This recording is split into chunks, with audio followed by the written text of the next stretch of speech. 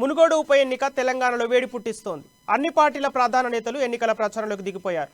నేతల విమర్శలు ప్రతి విమర్శలతో ప్రచారం హోరెత్తుతుంది. మరోవైపు కాంగ్రెస్ ఎమ్మెల్సీ జీవన్ రెడ్డి, బీజేపీ అభ్యర్థి కోమటిరెడ్డి రాజగోపాల్ రెడ్డి విమర్శలు గుప్పించారు. రాజగోపాల్ రెడ్డి అహంకారంతోనే ఉప ఎన్నిక వచ్చిందని అన్నారు. నేను పరిష్కరింపజేస్తా అని చెప్పని వాళ్ళ చలో అసెంబ్లీ కార్యక్రమాన్ని ఒక విధంగా శివన్నగూడెం రైతుల కోసం కోమటిరెడ్డి ఏనాడైనా ధర్నా చేశారని ప్రశ్నించారు.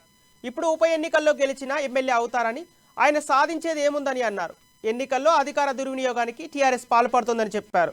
టీఆర్ఎస్ బీజేపీలు ఒక్కో ఓటుకు 10,000 ఇవ్వడానికి సిద్ధమయ్యారని అన్నారు. ఆ సమస్య పరిష్కారానికి కూడా ఏ విధమైన చొరవ చూపెట్టకపోవటం. ఇప్పుడు ఇంతవరకు ఏది ఇస్తుందో గతంలో మనకు తెలియదు కాదు.